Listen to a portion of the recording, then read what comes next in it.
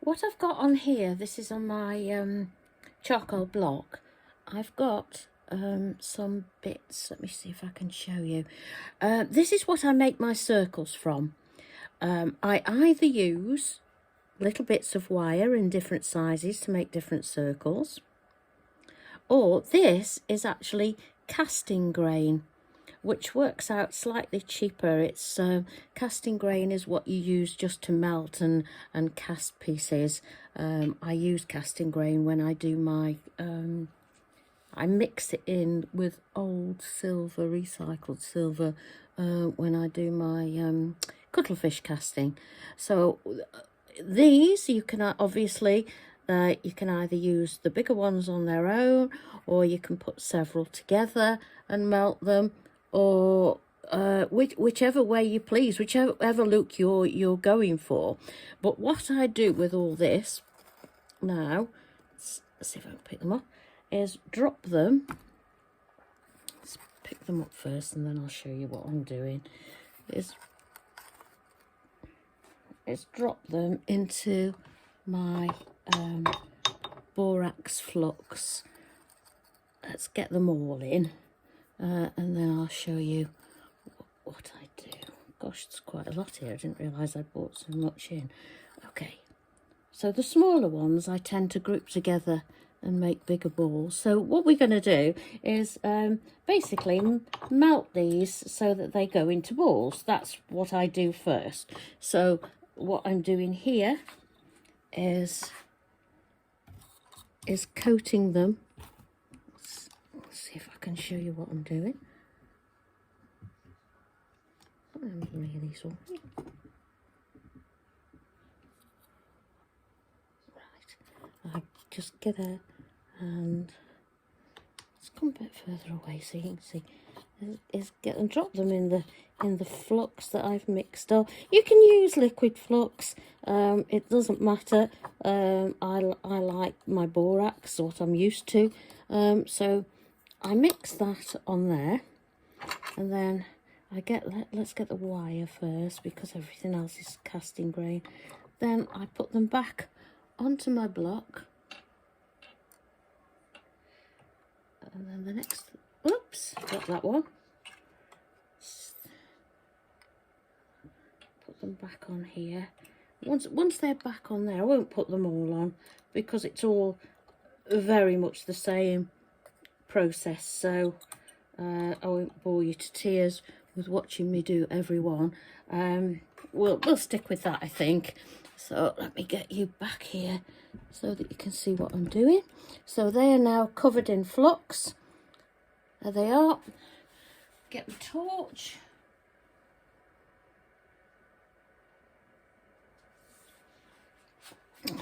And just carry on the same as normal when you're melting little balls. Let me get my soldering kit because they have a habit of flying off. But all we do is melt them until they go into little balls. There's one.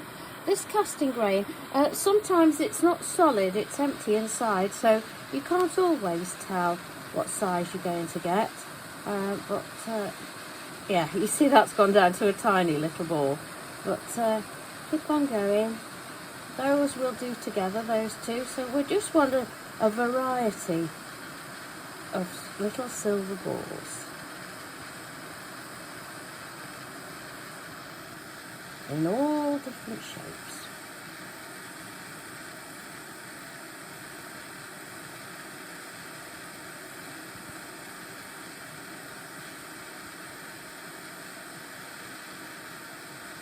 There we go, it's a little bit bigger, which is nice. In fact, I'm going to put those two together and redo them because I want them bigger than that. I want it bigger than that one as well, really, but never mind. I'll show you on these what I do next. Okay. That's those two. You see how easily those two have now gone together, as you can see. So we've got three nice little little balls on there. Right, so that's that. What I've done. Be careful with Argentium. Don't pick it up until the colour's gone out of it, because I want to quench these now. But it will crack if you touch it before it's cooled off a little bit. Well, there's one. I'll do the little one. And I'll leave that there because we only actually need one. So what I'm going to do, that I've quenched now. So I'm going to take this over. Let me show you where I go to next. So I come over here and I come to my other workstation. I do a lot of I do all my hammering on this old butcher's block because it's as solid as anything. I do have, I'll quickly show it to you. I do have down here an old tree stump. There we go. Which I'd be lying if I say I'd used it because I haven't. But it's there. I'm really sorry. This, come on. There we go. There's a tree stump I've got on the floor there. But I'm yet to use that, so that's by the by. So what I do next is bring this over and put it on there. Now, I've got all kinds of hammers, different hammers here. I've even got this great big chunky one here, which is good. But I start off with a smaller hammer because they're all annealed, and give them a good whack. Once they're flattened, if I want to get my big hammer out, I can do. But these tiny, oh, that's flown off. This is what happens. That's why I don't use the big hammer. But anyway, that's the principle. I'll go onto the floor and find that. It's only just down here. So I hammer that. Oh, in fact, there's one there. Hammer it and hammer it until it's gone as flat as that. That was handy, wasn't it? So until it's really flat. So there's one I can use, and I'll get the other one off the floor, and then I'll take you and show you. Oh, there's another little one there as well. Oh, finding them all over the place. I'll show you how far I've got with my pieces, but that's how I get to the circles. That's all I wanted to show you, which is really simple, and I'm sure most of you have done that before anyway. So let me take you and show you how far I've got with my pieces. Okay, there's the two that I just brought in off the block there that you saw me with. They will then be pickled, and this is what I've got. This is various stages. That one is a ring, ignore that. That one is a ring that I've completed, which is beautiful. There we go. And that is Argentium circles soldered onto sterling silver, and the bands are sterling silver too. So that's the ring. So that's my completed piece. My next almost completed pieces are these earrings. So I've got to there with them. These have got all the soldering done. They need the ear wires, and then they'll need the black patina putting on them, which I use platinum, which is what's making the black background. So actually there's my pieces. And this is a cuff, a bangle, a cuff. Let me turn you round. As you can see, it's still got the blue protection on the silver. I have cut it down to size, but I was just use these as a layout just to try and get some sort of pattern and to find out really how many I need. So there's a couple more I can put on there, and then the ones with circles cut out of the middle, you can either drill those out if you've got a disc, yeah, you see, I'm doing all this by hand. Obviously, if you have a disc cutter and a disc cutter which will cut out very small circles, then you're away. I actually do it the hard way, but I'm not unimpressed with the wobbly kind of circles I get. In fact, I think that's quite endearing. I don't mind that they're not perfect circles. And when I get these, let me knock one off so you can see it. When I get one that I want to put a circle in, I shall sand all these. Don't think that's their finished. That's the finished item, because it isn't. This is just.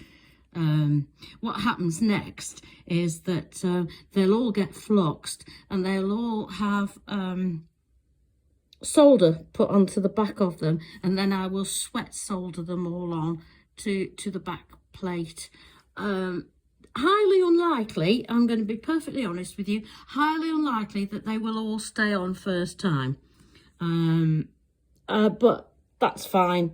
If some of them come off, I just reflux them and put them back on again. What I was going to show you was what I make those holes with. So you can drill them. You can cut them out any other means you've got. I actually use these. They're little hole punches, I suppose you'd call them.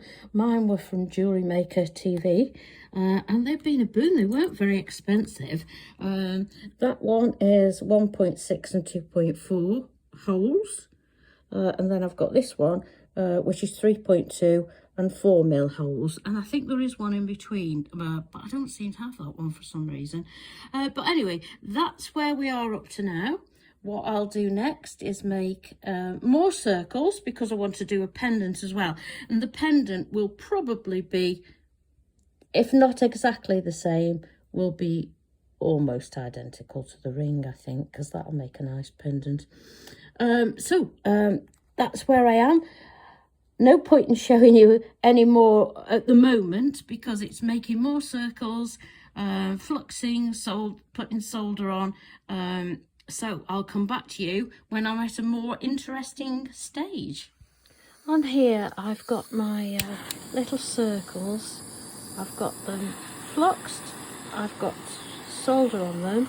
And so I just do a few, because the amount of circles I've used, I could bore you to tears with this.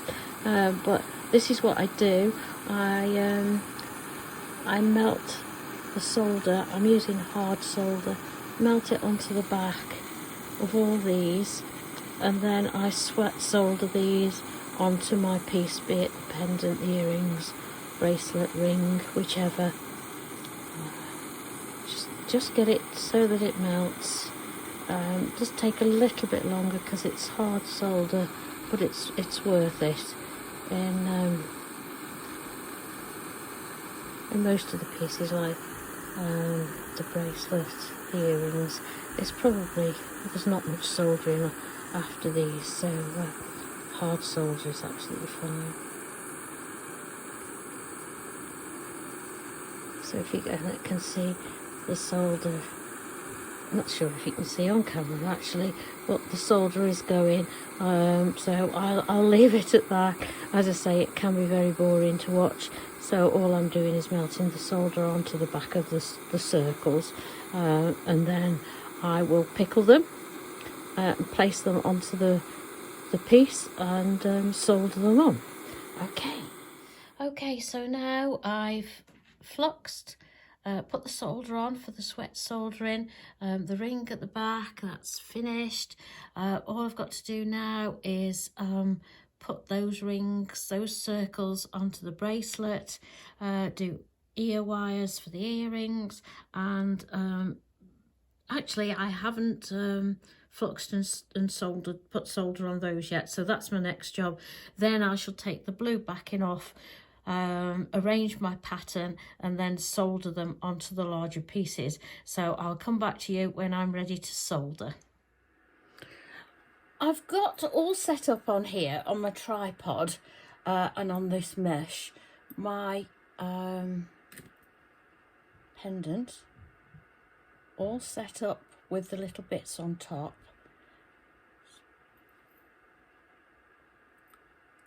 And what I've got here is, this is for people who haven't got a larger torch. I personally don't think one little butane torch will be enough to solder all that silver together. I do have this. I do have the big torch, but which I could use. But just for people, what I used to do before and I still do, to be fair, on occasions, I use 2 torches together.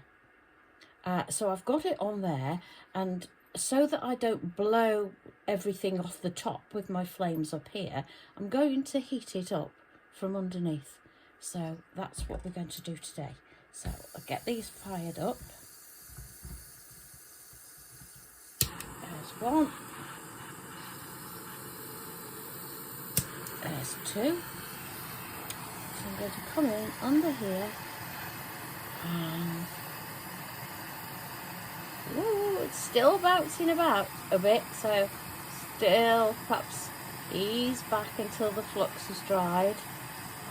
It's been sitting here a little while actually. I thought the flux may have dried, but clearly not. So we're just going to heat away underneath and see what happens.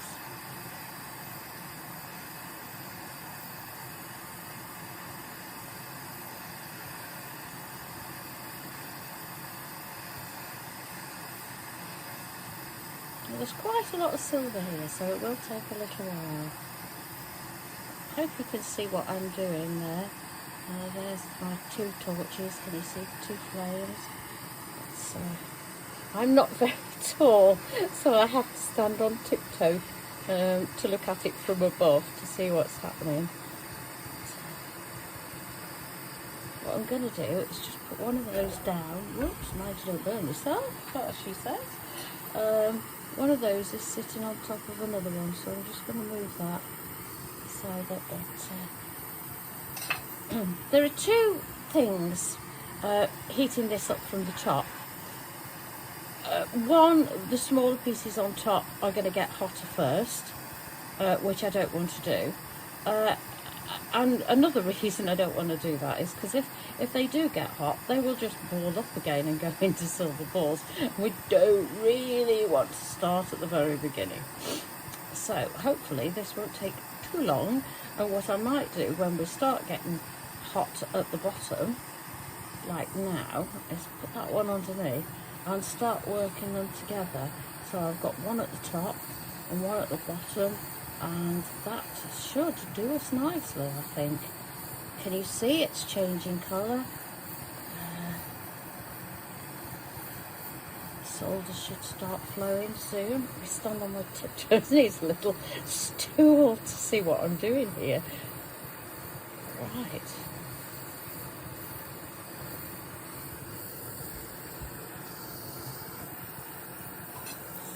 Press that one down. That one just seems to be standing proud a bit, but hey ho. We can do any tweaking afterwards. We just want to get as many as we can on here. If some of them fall off because they're not soldered on properly, that's fine. We'll get the majority on, and then we can concentrate on any odd little ones that might fall off. They might not, but if they do, it's not the end of the world. We'll just stick it back on again. But this is the most difficult part, because this is when everything is loose and everything wants to start moving about. But I think we're almost there. And I think... oh, I can see it now. I can see it flowing. Yeah, we're going to stop there. I can see the solder flowing. So, what we're going to do is let that cool down a little bit, and then we're going to pickle it. See if anything falls off in the pickle. If it does, we'll solder it back on again. But the biggest part of that is done now, hopefully, fingers crossed. So, I'll go off and do the pickling and come back. Just to show you, I've pickled this, and one tiny one did fall off from the middle. So there it is, I've got it. So all I've got to do is solder that little one. Oh, solder that little one back on. Very lucky. All the rest, let me show you. All the rest are well and truly on there.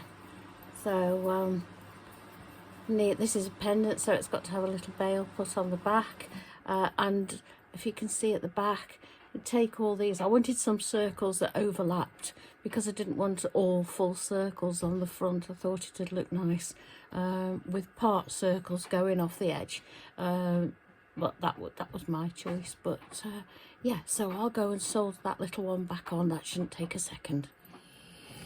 I've got this all ready. I'm using my my larger torch for this. I've turned it quite low. I've put it onto the meshing and the tripod. Not that I can reach all the way underneath, but I want to start off underneath so that I don't want to go in and blow all these circles off that I've patiently fluxed and soldered and put into place. So I'm going to start by going underneath. In fact, I'm going to turn this up a little bit. Underneath.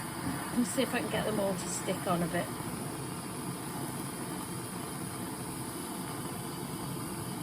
Get some heat into them.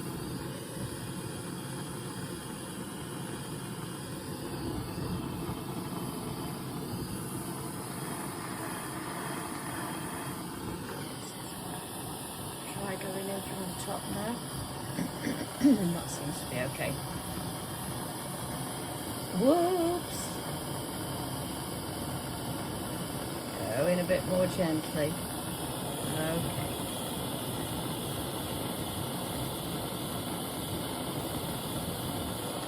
What I'll do is I'll get my solder pick and just slightly if I need to. One needs to lie down. Right, let's see. Ooh! This is exactly the same as the pendant and the ring and the earrings, but obviously on a much bigger scale. So if I don't get this, it's a much bigger job to redo it, to be fair.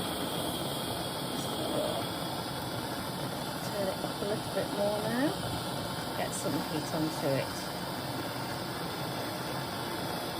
Okay.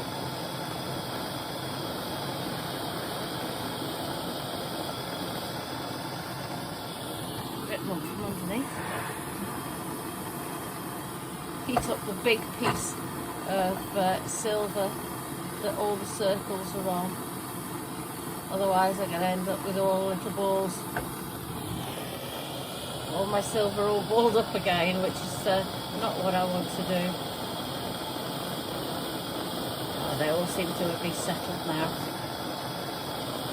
So let's concentrate and get the solder flowing now.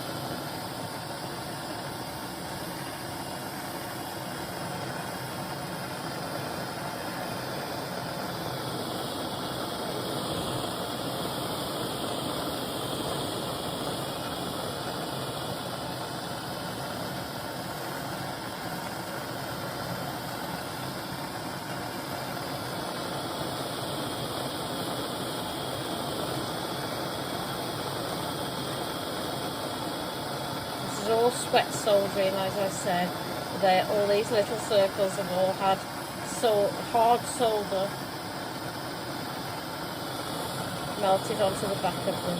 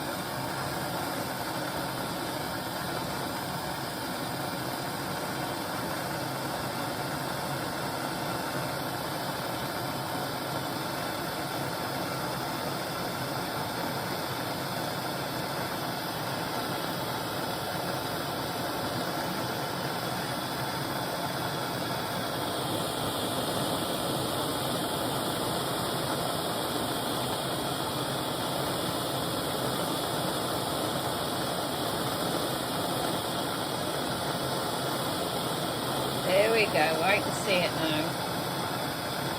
Heat's beginning to get to it. It's quite a big piece to heat up, to be fair. A cuff bracelet with all the silver on top. So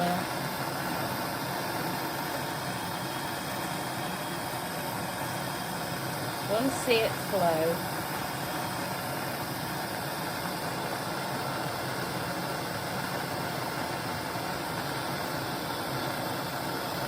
There we go, I can see it.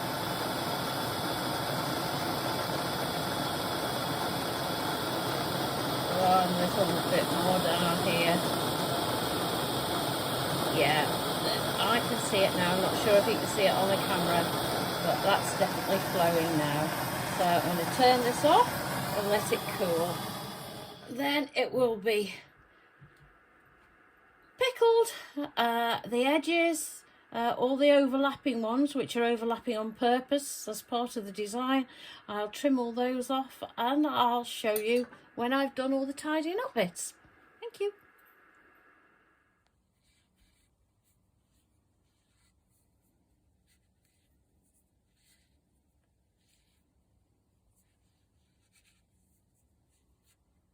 Right, they're all finished now.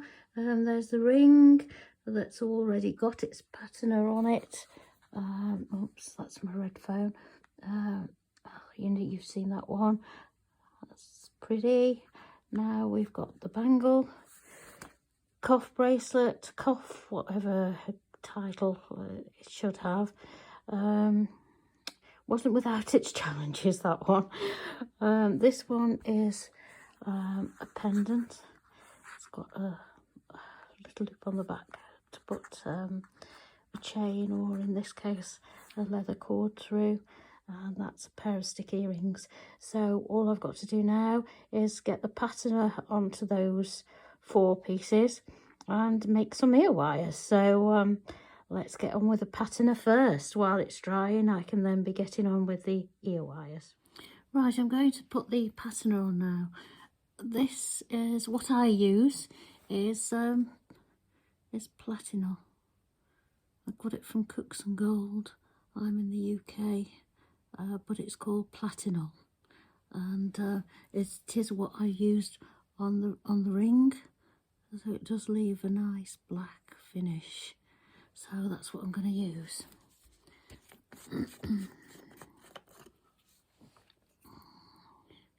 Just any old paintbrush really. Put my glasses on and basically just blob it on. I try not to get it on the back because I only have to get it off because I don't want patina on the back.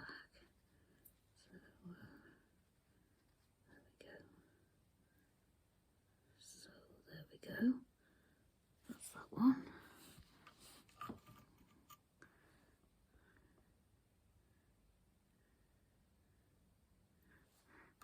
If you get it on the back and you don't want it, you've only got to get it off again, which isn't too big a problem, but obviously if you can save yourself a job, all the better. I won't just give it 1 coat. I will give it 2 or 3 coats, because I want that very deep black surface at the back.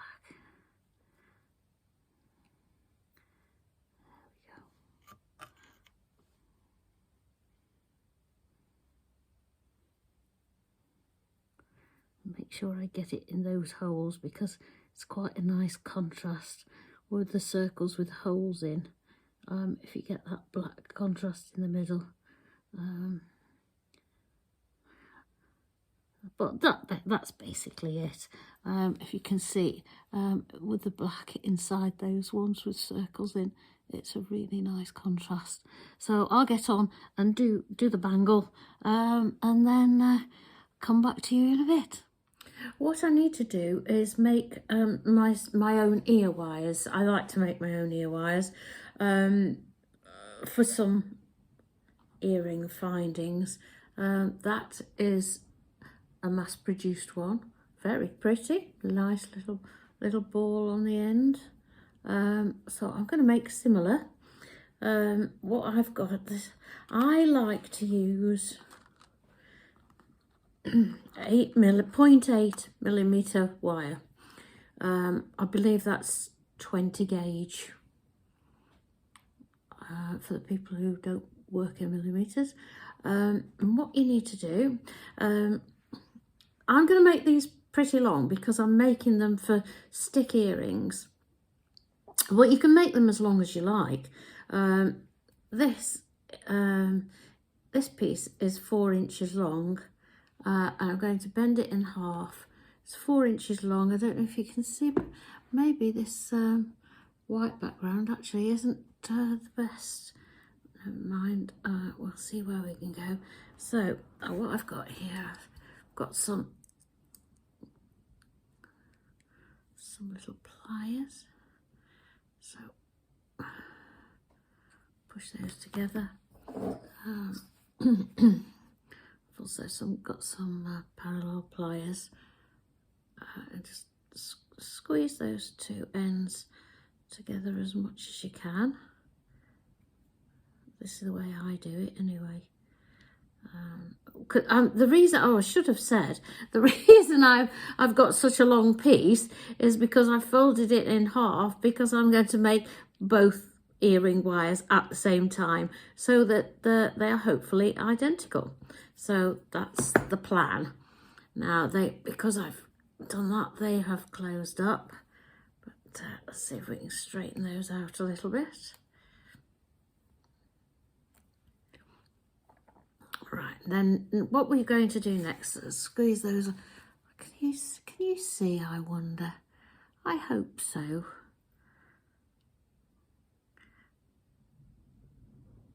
Right, so what I've done is I've squeezed, let me put, so it's icy cold here today, so I've got a big thick cardigan on.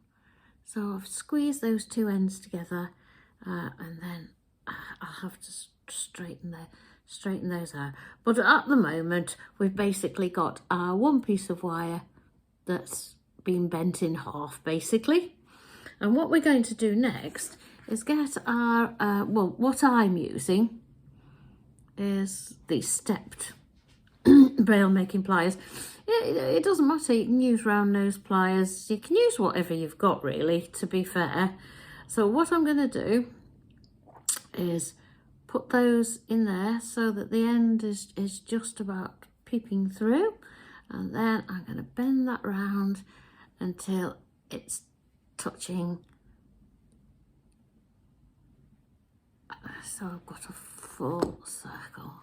Let's see, I need something black really. So what I've done is on the piece I've bent over, oh actually I've got a black sweater on. On the piece I've bent over, I have made like a letter P. Okay, so I'm going to put that down a minute because I'm going to show you the reason I've got this ready-made one here.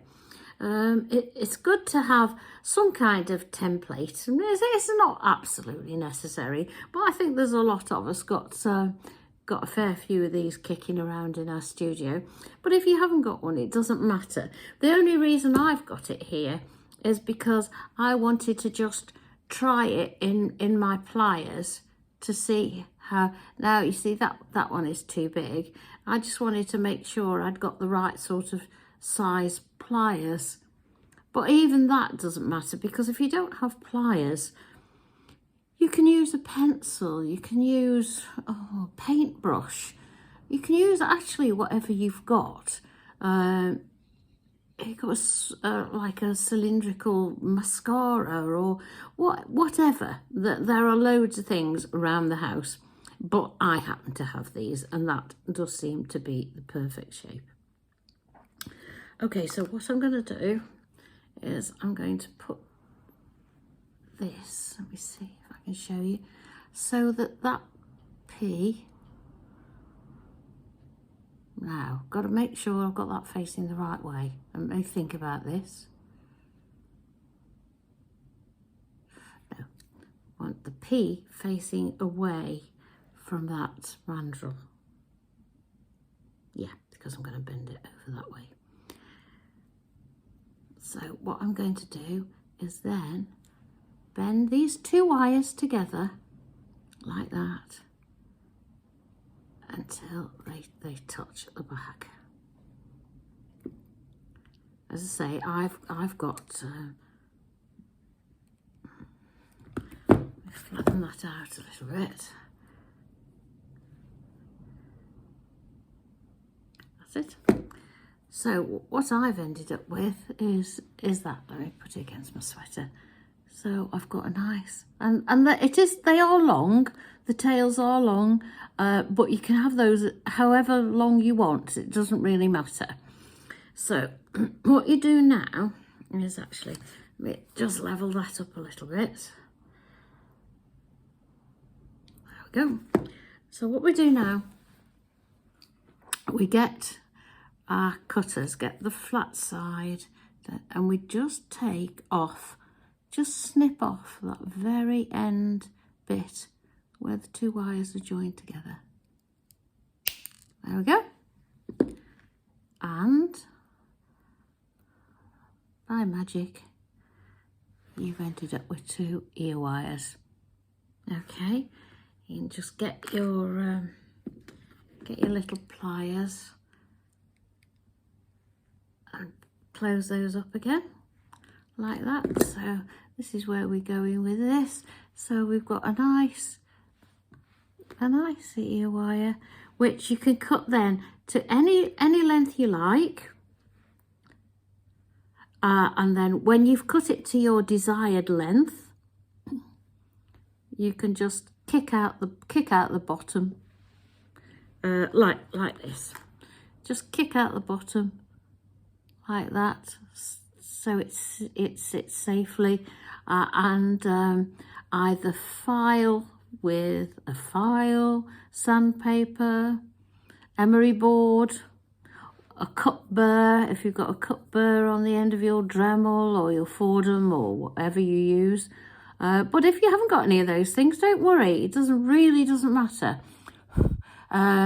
What you need is, like I say, just an emery board will do. And then you've got your little earring well, no, that isn't it. You've then got your earring finding. I'm going to add my earrings before I decide how long I want them. And then you just, as normal, open that bit up as you would normally, pop your earring in, close it up, and we're away. So that's the way I make my 2 identical ear wires. Okay, and that's that. I'll go and add the earrings.